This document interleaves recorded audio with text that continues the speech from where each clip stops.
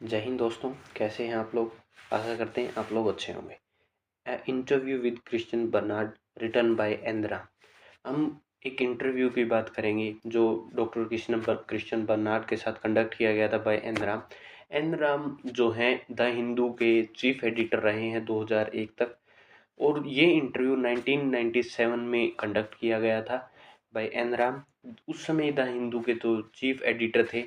तो जो doctor Krishna Bernard है, ये साउथ अफ्रीका के एक बहुत ही फेमस डॉक्टर हैं। हम बताएंगे इनके बारे में आप लोगों को। इन्होंने विजिट किया था सितंबर 1997 के अंदर इंडिया के अंदर। उस समय इनका जो इंटरव्यू कंडक्ट किया था वो एनराम ने कंडक्ट किया था। उस इंटरव्यू के ऊपर उस इंटरव्यू का एक ऐसे बनाकर हमने इसके अंदर आप लोगों के लिए डाला है, और इसकी जो डिटेल पीडीएफ आपको टेलीग्राम पर मिलेगी। इस इंटरव्यू में जो एन राम जी हैं वो भारत के ही हैं, जर्नलिस्ट। ये बहुत बड़े जर्नलिस्ट, सीनियर जर्नलिस्ट में आते हैं।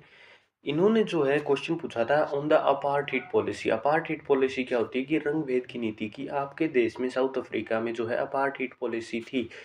जब आप जानते होंगे जो साउथ अफ्रीका है उसको लोकतंत्र बनने में, उसको फ्रीडम मिलने में 1994 1994 में उसको क्या मिली है, फ्रीडम मिली थी। इस वजह से उसके 3 साल बाद ये इंटरव्यू कंडक्ट किया गया। तो इन्होंने डॉक्टर बर्नार्ड के क्या लेने की कोशिश की है, विचार लेने की कोशिश की है। किसके ऊपर? On the apartheid policy of the south African government. Clear, जो ब्लैक्स और वाइट्स के ऊपर लगाई गई थी। तो ये कहते हैं कि इन्होंने जो है उस अपार्थाइड पॉलिसी का जो है क्या किया, विरोध किया था। अपनी लाइफ के ऊपर आकर भी इन्होंने मतलब अपनी जान को दांव पे लगाकर भी उस अपार्थाइड पॉलिसी का क्या किया था, विद्रोह किया था। तो अब हम बताते हैं आप लोगों की डॉक्टर कृष्ण बर्नार्ड थे कौन। तो डॉक्टर कृष्ण बर्नार्ड एक फेमस हार्ट ट्रांसप्लांट करने वाले डॉक्टर थे ऑफ द साउथ अफ्रीका के थे। इंटरनेशनल सेलिब्रिटी के रूप में जाना जाता है। क्यों? क्योंकि इन्होंने पहला हार्ट ट्रांसप्लांटेशन किया था। इस वजह से इनको क्यों जाना जाता है? क्योंकि फर्स्ट हार्ट ट्रांसप्लांटेशन इससे पहले कभी भी जो है नहीं किया गया था। इन्होंने जो है 9 ईयर तक ओपन हार्ट सर्जरी भी की है। इन्होंने जो ये सर्वे कंडक्ट किया था, सर्जरी कंडक्ट की है, जो हार्ट ट्रांसप्लांटेशन किया है, ये इन्होंने कंडक्ट किया था बाय हार्ट लंग्स मशीन। आपके सामने फोटो आ रही होगी। हार्ट लंग मशीन की सहायता से इन्होंने 1958 के अंदर क्या किया था, एक ऑपरेशन कंडक्ट किया था। इन्हें कब रियलाइज़ हुआ कि हार्ट ट्रांसप्लांटेशन की भी ज़रूरत पड़ सकती है। तो हार्ट ट्रांसप्लांटेशन की ज़रूरत पड़ सकती है, ये ऐसा इनको कब रियलाइज़ हुआ? जब इन्होंने बहुत से पेशेंट्स को देखा जिनको एक्चुअल में थी कि उनके हार्ट को रिमूव कर दिया जाए और एक नया हार्ट ट्रांसप्लांट कर दिया जाए। तो आखिरकार इन्होंने 1997 सॉरी 1954 सॉरी 19 सॉरी भाई, माइक प्रॉब्लम की वजह से 25 नवंबर 1974 के अंदर केप टाउन एक साउथ अफ्रीका में जगह है, वहाँ पर इन्होंने क्या कर लिया था, अपनी फर्स्ट हार्ट ट्रांसप्लांटेशन को कंडक्ट कर दिया था। विद इन्होंने 9 ईयर ओपन हार्ट सर्जरी भी की हुई है, हमने आप लोगों को बता दिया है। इन्होंने जो है ये पहले क्यों नहीं कर पाए थे? क्योंकि इनके पास मैकेनिकल जो जगह थी, मैकेनिकल डिवाइसेस होते हैं, टेक्नोलॉजी होती है। जैसे तो नैनो माइक्रो टेक्नोलॉजी आ चुकी है, नैनो टेक्नोलॉजी आ चुकी है, उससे हार्ट ट्रांसप्लांटेशन बहुत ईजी है। लेकिन उस समय मशीनें नहीं थी, पहला हार्ट ट्रांसप्लांटेशन बहुत ज़्यादा मुश्किल था। तो मशीनों की कमी वजह से नहीं कर पाए। लेकिन इनकी जो सर्जन टीम्स थी उन्होंने क्या कर दिया था, एक आर्टिफिशियल वेवल्स बना दिए थे। आर्टिफिशियल वेवल्स हार्ट की जो दीवारें होती हैं उनको वेवल्स बोलते हैं। तो इन्होंने आर्टिफिशियल वेवल्स का जो है निर्माण कर लिया था। आर्टिफिशियल वेवल्स के निर्माण की वजह से इन्होंने उस हार्ट सर्जरी उसको क्या दिया था, उस सर्जरी को किया था। तो आपको सबसे पहले तो ये पता होना चाहिए वेवल्स क्या होते हैं। फोटो दिख रही होगी आपको, डिटेल बता दी गई है वेवल्स क्या, ऊपर आप सर्च कीजिएगा। वेवल्स की आर्टिफिशियल वेवल्स बना ली इन्होंने। आर्टिफिशियल वेवल्स बनने की वजह से इन्होंने हार्ट में ट्रांसप्लांटेशन कर दिया, जिससे इनका जो हार्ट ट्रांसप्लांटेशन था सक्सेसफुली रहा और एक नई सर्जरी की शुरुआत होगी, that is heart transplantation surgery. अब ये तो था डॉक्टर कृष्ण बर्नार्ड के बारे में। अब हम बताते हैं आप लोगों को कि एन राम ने जो क्वेश्चन पूछा था अपार्थाइड पॉलिसी के ऊपर इनसे, तो इनका क्या रिप्लाई आया था।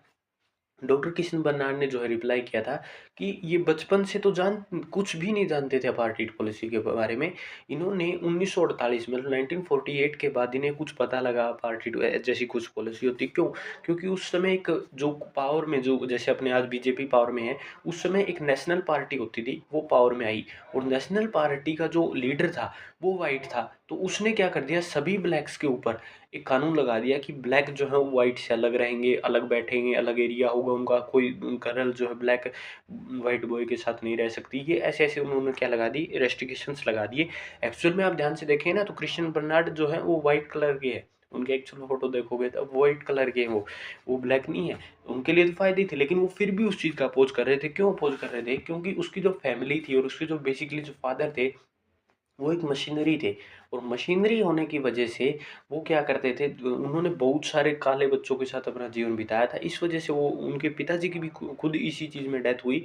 वो पॉलिसी ऑफ सेग्रेशन मतलब अलग अलग करने की जो पॉलिसी है, जो ब्लैक को अलग वाइट को अलग करने की पॉलिसी है, इसका वो विरोध कर रहे थे। उस समय उनकी मौत हुई। और डॉक्टर क्रिश्चियन बर्नार्ड ने भी इस चीज़ का कोई विद्रोह करने में कोई कसर नहीं छोड़ी। उन्होंने अपने हर भाषण में इसकी कोशिश की। एक जो उन्होंने स्पीच दिया, लेक्चर दिया, उसमें इन्होंने जो है इनकी जो पॉलिसी थी अपार्टहेड पॉलिसी, इसको नाजी पॉलिसी से कंपेयर कर दिया। नाजीज पॉलिसी आप जानते होंगे, जूज के खिलाफ पॉलिसी थी हिटलर की, जिसमें जूज को पकड़ पकड़ के गैस चैम्बर में डाल के उन्हें मार दिया जाता था। उससे इनको कंपेयर कर दिया इन्होंने। तो इसका प्रभाव क्या पड़ा कि इनकी गाड़ी के ऊपर जब ये और इनकी पत्नी जा रहे थे, उस समय खतरनाक हमला हुआ। उस हमले में ये मरते मरते बचे हैं, बिल्कुल मरते मरते ये दोनों बचे हैं। इसका जो दोषी था वो एक ब्लैक मैन को पाया गया था, क्योंकि ये वाइट थे, इसके ऊपर ब्लैक मैन ने अटैक किया।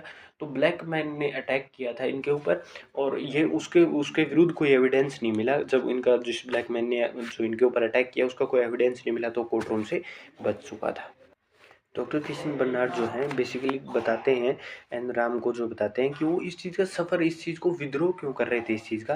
क्योंकि जो वाइट थे उन्हें हाई टैक्सेस देने पड़ते थे, due to the policy of segregation की वजह से उन्हें हाई टैक्सेस देने पड़ते थे होमलैंड को, जिसका रिजल्ट जो था अपार्थाइड था। और जिसके कारण जो आउटर जो वाइट वर्ल्ड थे वो क्या रहे थे, दूसरे वर्ल्ड से कट रहे थे।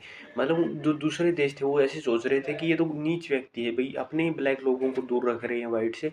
इस वजह से जो दूसरे देश के लोग थे वो वाइट पीपल से नहीं मिल रहे थे, जो सेलिब्रिटीज उनसे नहीं मिल रहे। जैसे डॉक्टर बर्नार्ड को भी कई बार क्वेश्चंस का सामना करना पड़ता था कि आप जो है आप खुद इस चीज़ का विद्रोह कर रहे हैं, लेकिन आपके घर में ब्लैक लोग रहते हैं, वो रहते हैं। इस चीज़ के ऊपर इन्होंने कई बार फेस किया है।